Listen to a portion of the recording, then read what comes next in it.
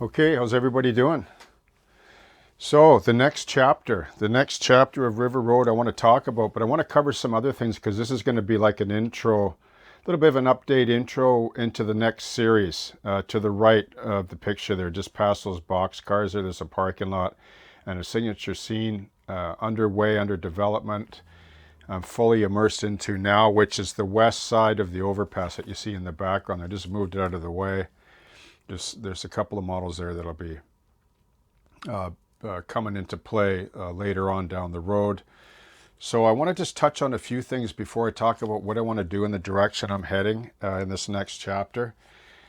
Just quickly then on the home page, like I don't know what everybody watches, like what platform you watch the channel on, but if you look for the home page, you'll find the video tab and the community tab.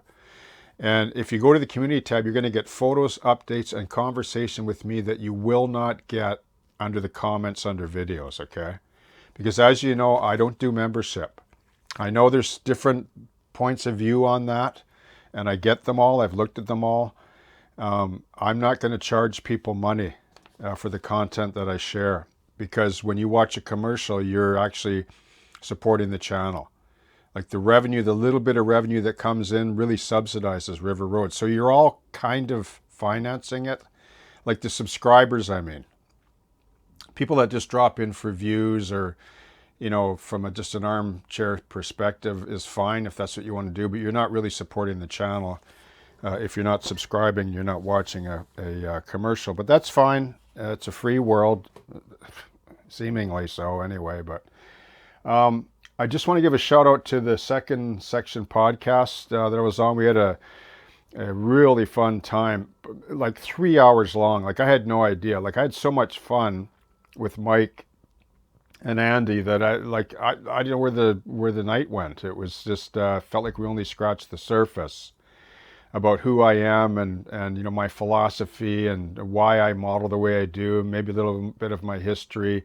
There's so much I'd love to share with you on, from that point of view, which I'll probably do right now through the agency of third party kind of podcasts or whatever right now. I don't want to interject that style right now into the channel, because this channel is really not really an entertainment channel, even though there's elements of that. Like I like to do ops a little bit here and there as I build, and the entertainment part just comes out hopefully spontaneously, as I commentate. But right now it's predominantly about education and the model itself. Okay, like I'll say things spontaneously, and try to throw in a bit of humor here and there, but it's mostly about, encouraging, the generation of modelers that are up and coming now to really push the envelope and really enjoy the hobby to its fullest, and to also show respect to the elders of the hobby who I follow in their footsteps, okay? So thank you, Second Section Podcast. If you haven't seen it, you can see it on a link. If you go to my community tab and scroll down, you'll see some links there. Okay, and the channel itself, I mentioned that this channel is really primarily educational, and which this series that will follow is going to be big time into this area. Like that's where I'm going to be for a while, for months, because I'm really excited about what I'm going to do there. Like more than any other aspect of River Road so far, but that's the way it should be, right? So future content is going to be like it's always been, right? You'll see a little bit of the prototype. You'll see tutorials, updates, operations, that kind of thing. Okay? Now, before I jump into the new signature scene in the middle of section 2, I just want to go over a few questions that were brought up from the podcast that I never really had time to address, because I don't focus on the question scroll like on the side, because I want to pay attention to the to the moderators and the show, and rather than sort of glaring to the side there and not really listening or being a part of the actual podcast itself. So I'll just go over a few questions, and forgive me if I left some out, but there'll be other opportunities, many more coming. Now that I'm changing a little bit of the nature of the channel, and in terms of getting out there and with myself, with other channels. So one of them is when is the finish date of River Road? There is no finish date. Why would I want to have a finish date? Like, I'm not commissioned to build it. It's for me. And so, I'm not anxious to, to set a date, a finish date. I'm enjoying every moment of this build and having fun. And I don't want it to end, frankly. So I can do one of two things. I can slow down production, which I won't, because I just have a pace that I like to work under. But I can add more detail. Right, I can focus in more and just ramp up the level a bit. That's the privilege of each individual modeler, right? So how much time you want to spend on a given area, okay? Another one is, what's the difference between a diorama and a layout in the context of a model railroad? Well, diorama is really a hybrid term. It's a philosophical approach to where you segment or you section off parts of the layout, like chapters in a book or a storyboard for a movie. Like, you have an idea on the story or the storyboard, like you break it down, like this is 26 feet. So I have I would say 6 to 8 little storyboard scenes, but sort of 3 major or 4 major signature scenes with smaller supporting vignette type stories embedded in it. And you can see where the locomotives there, where the pink foam ends, like that's to me was like in theory, a type of proverbial chapter end, right? Like it allowed me to just not worry or think about what was beyond that, even though this area was built beforehand. But this was built for inspiration because my bench is right below. And every time I stand up, I would look at this and go, okay, this is the direction I'm going. I want to maintain this foreground theme.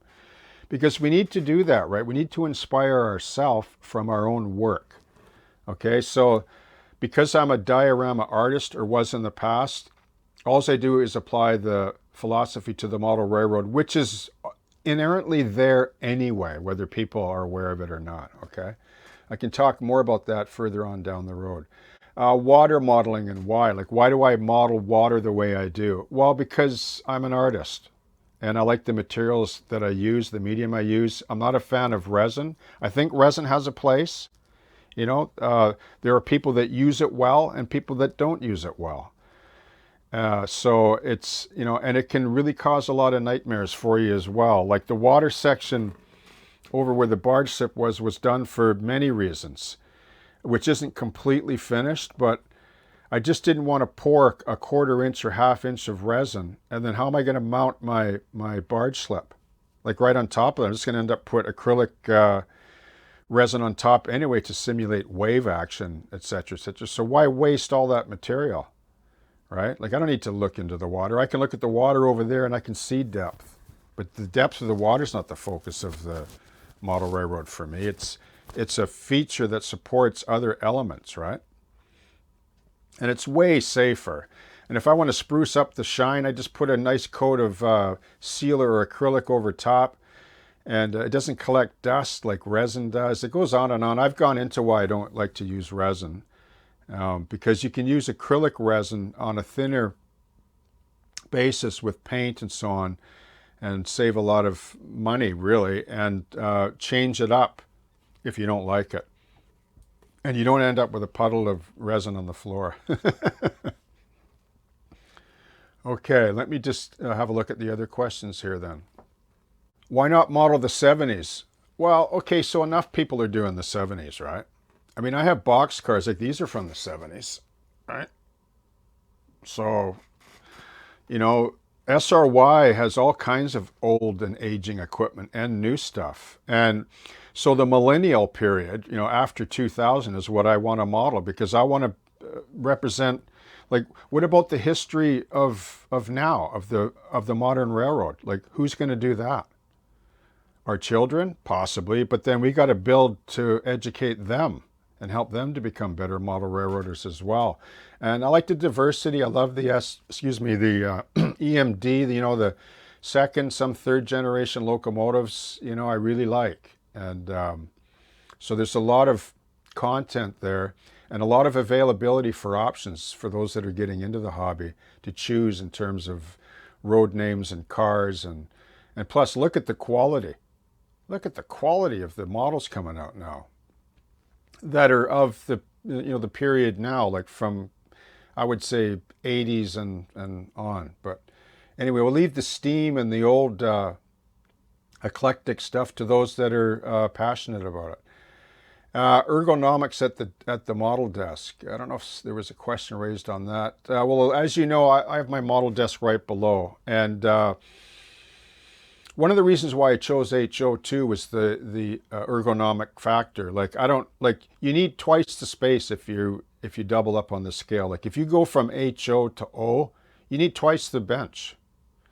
Like not always, because if you went into O and you modeled the smaller sort of rural structures, you could compensate that way, but you generally need twice the amount of materials to build. You need twice the amount of paint, glue, etc., right? So there's a budget consideration there as well.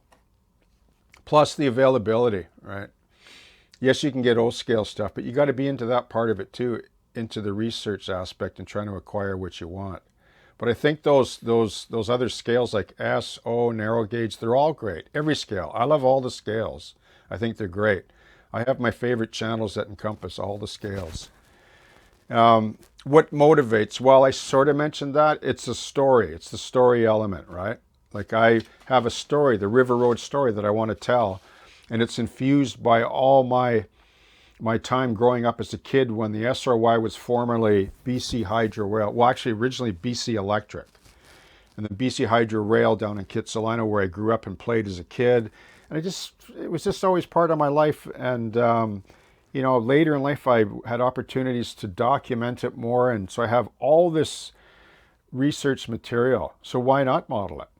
There's a lot of your passion right there, right? Okay. Now, I want to move into the first part of the next scene right in here that I'm building. You can see the diner that I'm building, which is going to be a foreground model. It's a complete model with a full interior.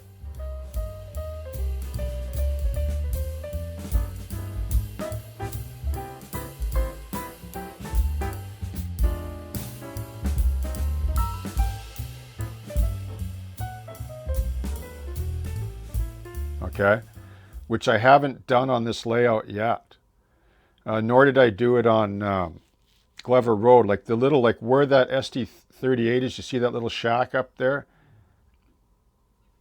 Okay, so that doesn't really have an interior. I mean, it has rooms, but this diner, I'm doing a pretty much comprehensive coverage on that and plans, and I'm thinking about tweaking up the builder's plan a bit. It's the rough drafts just a level above a napkin drawing. So I'm going to look into that, and maybe I'll release those drawings through a third party or something, because YouTube's not really set up for PDFs and files for drawings. But I'm going to look into that if anybody might be interested, because it would make an excellent model. It's my version, right? It's the boomer version of the Nighthawk's diner, like the full diner. What is not seen in the classic painting of it, right? I've modeled that based on my own interpretation and my own understanding of 30s style architecture renovated in the modern period in which we now live, okay? So that's what I'm going to do. So thanks once again for all your support. Thank you for all your subs. Thank you for all your comments. I love the direction the channel's going. I think it's a cool community. The comments are mature and they're thoughtful, and I really appreciate all of you, okay? So cheers, and we'll see you soon.